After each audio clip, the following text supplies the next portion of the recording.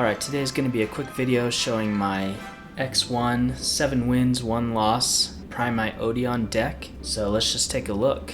Then at the end I'll talk about which decks I faced and how those games went. Alright, so we start off with 3 Man with the Mark. A lot of lists play 3 Ether Barrels, and I have played lists like that before and done well with them.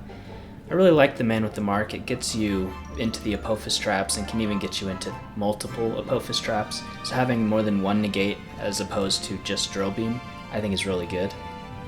Then to find the man, we got 3 Anubis the Last Judge. This is a less popular card, but I really like it because it can recycle your traps and then bring itself out as just a huge monster. And then this guy. This can beat over some really tough monsters with its effect to destroy and gain attack, and it searches ways to find more Apophis traps. Then we have 3 field spells. Obviously these are so good. This helps you get an additional Apophis trap if you only have access to 1, because you can bring this out early and then turn it into the fusion and then reset so that you can have the other 2. So that's the Odion part of the deck. Now we got 1 Ether Barrel. Early on I played a list with no Ether Barrel, but this is just great for the grind game to get the Drill Beam back from the grave. The normal monster I'm using is Angel Trumpeter. It's a tuner, and I think I have some really interesting level 8 synchros to show you guys that I thought were really cool. We got 3 Lordly Load and 1 Drill Beam, and that's it for the Primite part of the deck. There were a lot of games where I found myself just playing with these cards. Like, I didn't find any Odion cards, these were the cards I drew, and I won games with just these cards. Then we got Pot of Prosperity for consistency, Terraforming, also consistency. I was expecting a lot of branded Draco Tail in these tournaments and even Cool Tune, so I was playing these, this. They were helpful. They were also harmful at times. This deck does use the grave a little bit, and banishing, say, Ether Barrel and the normal monster to go into a synchro is tough, and that happened to me, and it caused grind games that were really tough to win. Then we got the non-engine. Ash Blossom, Fuwa, 2 Droll, 1 Nib, 3 Imperm, 3 Dominus Purge. All great cards, very helpful.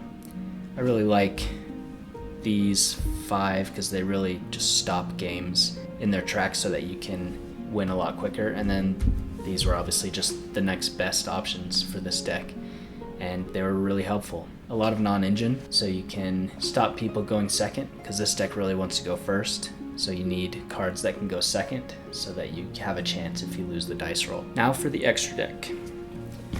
We got 2 fusions. 2 is fine. 1 might even be fine as well. I don't think I ever needed more than 1, but I think it's good to have for the grind game. Then the Xyz, we have Gallant Granite and Typhon. You know, the Gallant Granite, it really only searches the nib, and I might have made it once. You can change that for a different rank 4. Okay, now the synchros. The one that everyone's playing with Angel Trumpeter is Omega. I think I made this once, but usually I made the other tech that I chose, which was Diabell, Queen of the White Forest, who can go into Silvera, that books the opponent's board, and then you have these 2 monsters on board, which will deal double piercing to the face down monsters that were booked. I like these more than this, because this it's good for ripping a card out of the opponent's hand, but very often they have more than 1 card in their hand that plays, so it doesn't do anything, and then it's not even on the board anymore, so it doesn't threaten anything. So I wanted a Synchro 8 that actually threatens something. So this, going into this to book their board, and then these are both on the board with more attack because of this, and double piercing. So I really liked it. I don't think I ever used the double piercing. I think people prioritized outing this as soon as they could, which is helpful because they have to change how they play to try and out this so that this doesn't come out, and it changes what they did. Now the links, got Silo Hat, just good for setting a trap if you need it. SP, obviously everyone knows how good that is. Ausa goes into Selene, and then Selene goes into Access Code. Just another way to push for game with a deck that would prefer to go first. So if you need to go second, a way to push is really helpful. And then 2 Link Spiders helps clear the traps from your board so that you can recycle them with the Anubis the Last Judge.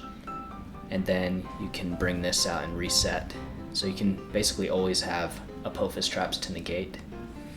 And then I needed a card that could clear my board, including traps, so it couldn't be a Link monster that needed effect monsters. So I chose this Security Dragon. It works really well with clearing a trap.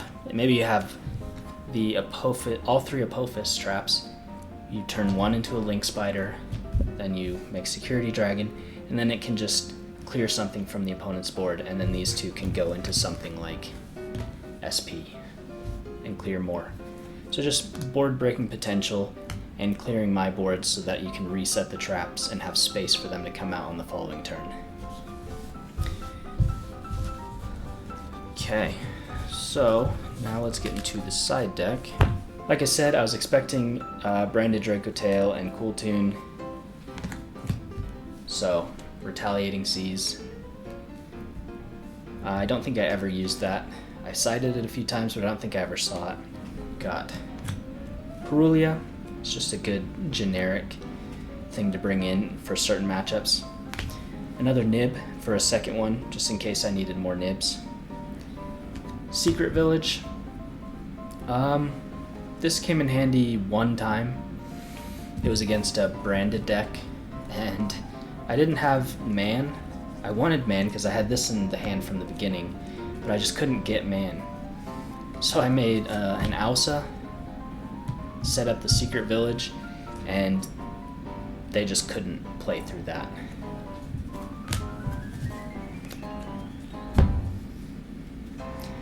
Then we have this card. I changed this card. I think this was in my main in one tournament, and I always forgot to search it when the other Apophis went to grave, so it made me realize that it's just not needed.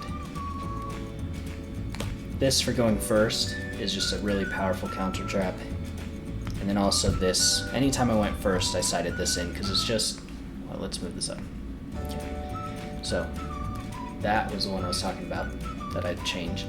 This is the really good going first card. And then Dominus Impulse going first, I'd always cite it in because it's just so strong. But there's a lot of lists playing this in the main, and you can play it in the main, and you can even play it from hand with this deck, but every effect from all of your main deck monsters are done. You have to figure out a way to grind without their effects. So I prefer not to ever play this from the hand, and if it's in my hand and I'm going second, then it's just a wasted card, and it's too tempting to use going second, so I'd rather just only have it if I'm going first and I can set it. Alright, so now let's quickly talk about what decks I played. I played against Rocket, and I won. I won against a pure branded deck that was with the Ausa and the Secret Village in Game 3 that I won that one. Then I lost round 3 to Canine Vanquish Soul. This deck should be good against that deck. I even won the dice roll, but I was playing against a really good Canine Vanquish Soul player, so it is what it is. They knew my deck better than I knew theirs. Then round 4, I won against Fur Hire, and that was a 4-round tournament that I got second place in, so that was really cool. And then the second tournament, round 1, I played against GMX, a new deck. I beat that 2-0. Round 2, played against a Dracotail deck. It was a Dracotail, Magistus, Diabellstar deck, and I won 2-0 against that. Then round 3, I won 2-0 against a Fiendsmith Live Twin deck, Went 3-0 in that tournament, so all in all, 7 wins, 1 loss with this deck. So yeah, if you have any comments about this deck, if it looks interesting to you, and you want to pick it up, you should really try it. I think it's really fun. I think a lot of people probably find it annoying, but I enjoy playing this deck, and it's a winner. So let me know in the comments what you think. Like and subscribe. Thank you for watching.